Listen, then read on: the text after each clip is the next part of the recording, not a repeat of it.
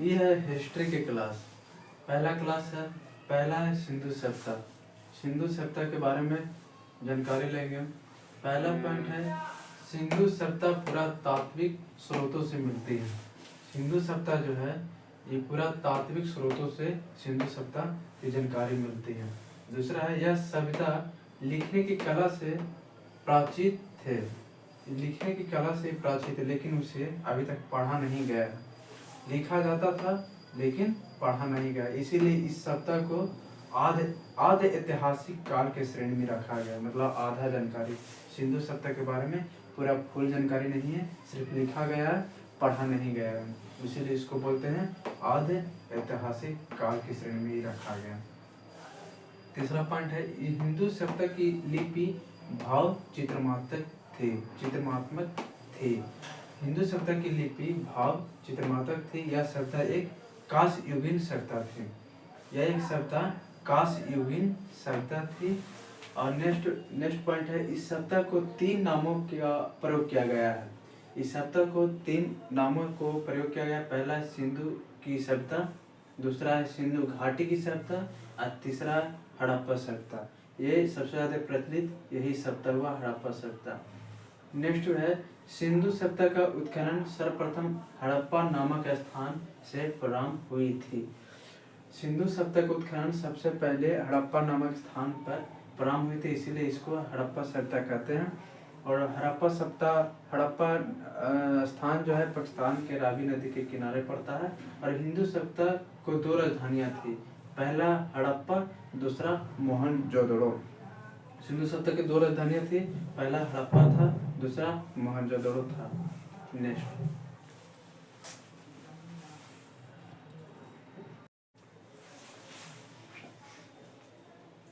Next point है सिंधु सभ्यता का नेक्स्ट पॉइंट है हड़प्पा वर्तमान समय में पाकिस्तान में रावी नदी के तट पर स्थित है। हड़प्पा वर्तमान समय में पाकिस्तान में रावी नदी के तट पर स्थित है। वहीं मोहनजोदड़ो वर्तमान समय पाकिस्तान में सिंधु नदी के तट पर स्थित है। सिंधु नदी के तट पर स्थित कौन है? मोहनजोदड़ो। मोहनजोदड़ो पाकिस्तान में सिंधु नदी के तट पर स्थित है। और हड़प्पा जो है ये हड़प्पा है पाकिस्तान में रावी नदी के तट पर स्थित है। और मोहनजोदड़ो पाकिस्तान के सिंधु नदी के तट पर स्थित। याद रखना है, हड़प्पा पाकिस्तान के रावी नदी पर स्थित है और मोहनजोदड़ो पाकिस्तान के सिंधु नदी के तट पर स्थित है। सिंधु सभ्यता की सर्वमान्य तिथि मानी जाती है 2350 ईस्वी पूर्व से लेकर 1750 ईस्वी पूर्व तक। सिंधु सभ्यता की वर्तमान समय तिथि मानी जाती है 2350 ईस्वी पूर्व से लेकर 1750 ईस्वी पूर्व तक। सिंधु सभ्यता भी एक पॉइंट है। सिंधु सभ्यता की समान तिथि का निर्धारण रेडियो कार्बन C14 के पद्धति के कारण की गई है।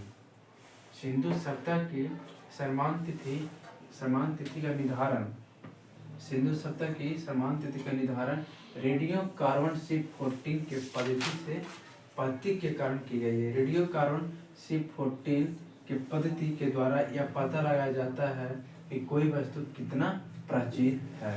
कोई भी वस्तु कितना प्राचीन है पता लगाया जाता है रेडियो कार्बन C14 के द्वारा। पता चल जाता है कितने पुराना है, कितने वर्षों से है, कार्बन C14 से पता चल जाता है। यह सभ्यता शहरी सभ्यता है। यह सभ्यता जो है सिंधु सभ्यता जो है शहरी सभ्यता थी। इस सभ्यता की प्रमुख विशेषता वहाँ के नगर निर्माण योजना है। इस सभ्यता की प्रमुख विशेषता वहाँ की नगर निर्माण योजना है।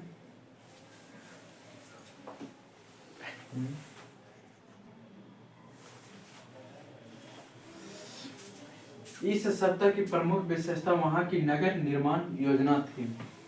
इस सभ्यता यानी कि सिंधु सभ्यता के उत्खनन से 2 प्रकार के मकान मिले हैं। सिंधु सभ्यता के उत्खनन से 2 प्रकार के मकान मिले हैं। पहला छोटी मकान, दूसरा बड़ी मकान। छोटी मकान और बड़ी मकान। छोटी मकान से पता चलता है कि वहाँ छोटी मकान में गरीब लोग रहते थे और बड़ी मकान यानी कि उस बड़ी मकान में अमीर लोग रहते थे सिंधु सभ्यता काल के समय में।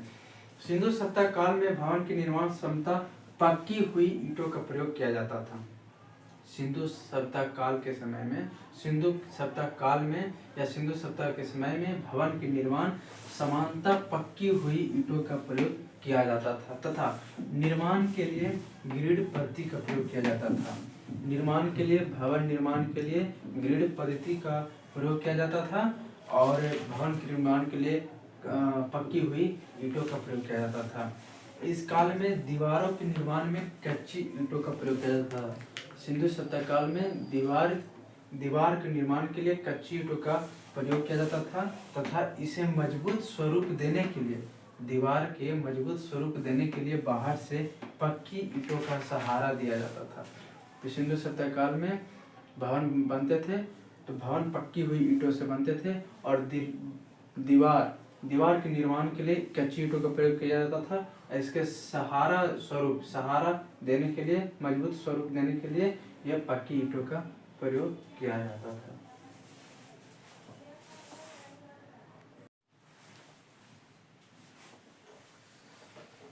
चलिए नेक्स्ट पॉइंट है सिंधु सभ्यता के समाज। सिंधु सभ्यता के समाज मात्रिक सत्मात्मक थे।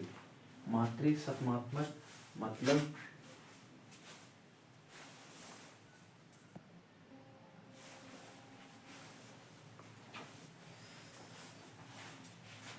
मात्रिक सत्मात्मक मतलब महिलाओं का प्रधानता। इस समाज सिंधु सभ्यता के समाज महिलाओं को प्रधानता मिलता था। इसको मतलब होता है मात्रिक सत्मात्मक, मतलब होता है महिलाओं का प्रधानता। इस सभ्यता में, सिंधु सभ्यता में खाद्य पदार्थ गेहूं एवं ज्वार होता था या चलता था। खाद्य पदार्थ में सिंधु सभ्यता के समय में खाद्य पदार्थ गेहूं और ज्वार था। इस काल में लोग मृतकों का संस्कार 3 तरीके से करते थे। इस सभ्यता काल में 3 तरीकों से मानव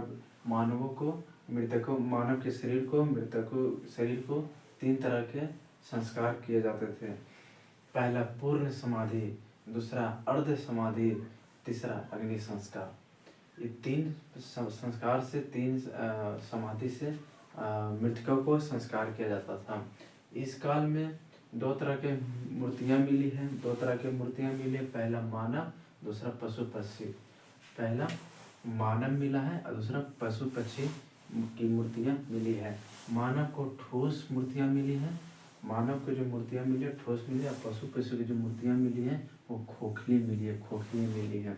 2 प्रकार की मूर्तियाँ मिली थी, जो एक प्रकार ठोस था, एक खोखली थी। सिंधु सभ्यता काल में लोगों का धार्मिक जीवन मारुति देवी थी। मारुति देवी की मतलब धरती का पूजा। मारुति देवी की मतलब धरती का पूजा, धरती माँ का पूजा होता था। मारुति देवी की मतलब धरती माँ का पूजा। इस काल में लोग सबसे पहले धार्मिक क्या थे, धरती माँ का पूजन करते थे। पूजा, धरती माँ का पूजा क्या क्या कहाँ होता था, किसका किनका पूजा होता था? धरती माता का, शिव का, नाग का, अग्नि का, सूर्य का, नदी का और होता था इत्यादि। बस इतने देखे जा सकता है। लेकिन पूजा होता था, लेकिन इस काल में मंदिर का प्रमाण नहीं मिला। मंदिर का प्रमाण नहीं मिला है, सिर्फ पूजा होता था, मंदिर का प्रमाण नहीं मिला इतिहास में। इस काल में पेड़ पौधे में सबसे अधिक पवित्र पीपल का पेड़ तथा कुबर वाला बैल माना जाता है। इस काल में पेड़ पौधे सबसे अधिक पवित्र पीपल का पेड़ था। इस काल में पीपल का पेड़ सबसे अधिक महत्वपूर्ण था। अब कुबर वाला बैल, जानवर में कुबर वाला बैल माना जाता था। इस काल में लोगों का आर्थिक जीवन व्यापार प्रधानता थी।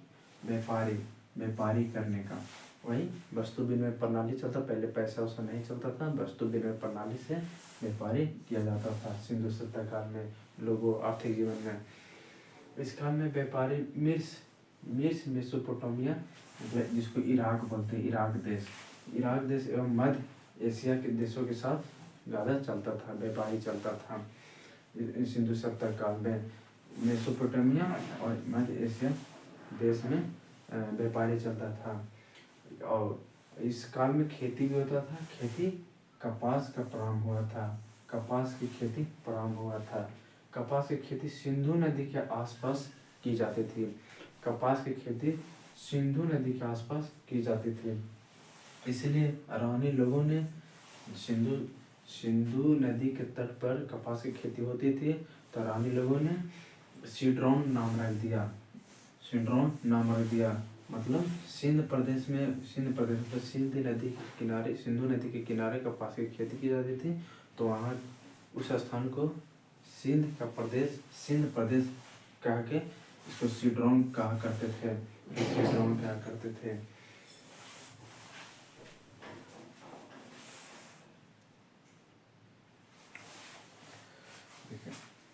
कपास की खेती सिंधु नदी के आसपास होता था, तो उसे क्या कहते थे? सिंधु नदी के आसपास होता था, सिंध प्रदेश कहते थे। सिंध प्रदेश को सिड्रोन कहा पुकारते थे। सिड्रोन का मतलब हो गया कपास का प्रदेश। जहाँ कपास ज़्यादा होता वो वहाँ के बोलते सिड्रोन, कपास का प्रदेश। नेक्स्ट, इस काल में चित्रकला क्षेत्र में लाल एवं उस पर काले रंग का चित्रकारी की जाती थी। इस काले में जो चित्रकला जो होता था लाल रंग का होता था, और लाल रंग के ऊपर काले रंग का जो चित्र तैयार किया जाता था उसे हम मोहर कहते थे। लाल के ऊपर काला से जो चित्रकारी की जाती थी उसे हम मोहर कहते हैं। मोहर को ही मुद्रा कहते थे उस काल में। सिंधु सभ्यता काल में ही मोहर कहते थे, मोहर को हम मुद्रा कहते थे।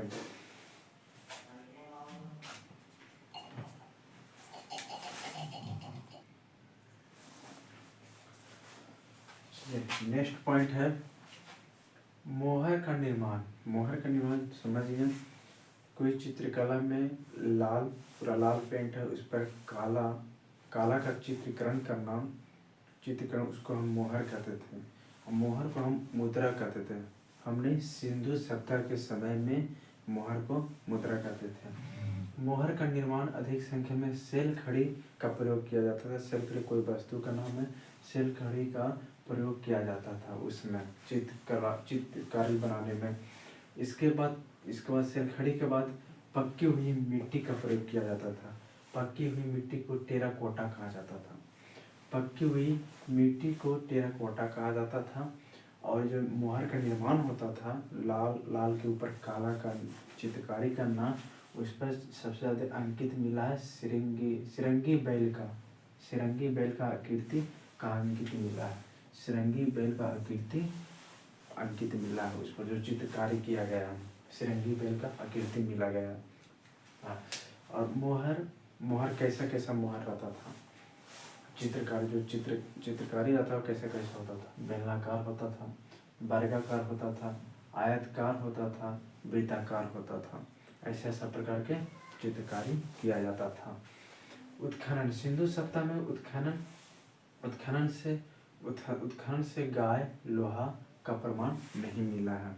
सिंधु सभ्यता के समय में गाय और लोहा का प्रमाण नहीं मिला है। इस काल में दाल से परिचित नहीं थे। दाल से कोई परिचित नहीं था।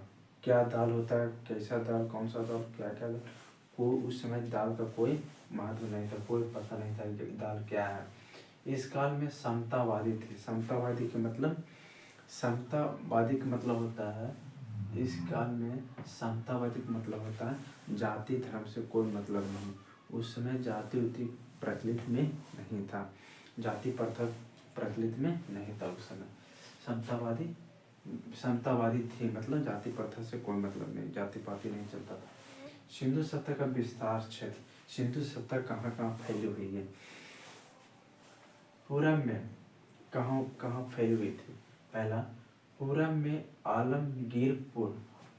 आलमगीरपुर ये पड़ता है यूपी के मेरठ जिले में हिडन नदी के तट पर स्थित है। पूरब में आलमगीरपुर सिंधु सभ्यता का फैलाव है। ये कहाँ पड़ता है आलमगीर? तो यूपी के मेरठ जिले हिडन नदी के तट पर स्थित है। पश्चिम में सुल्फागेडोर या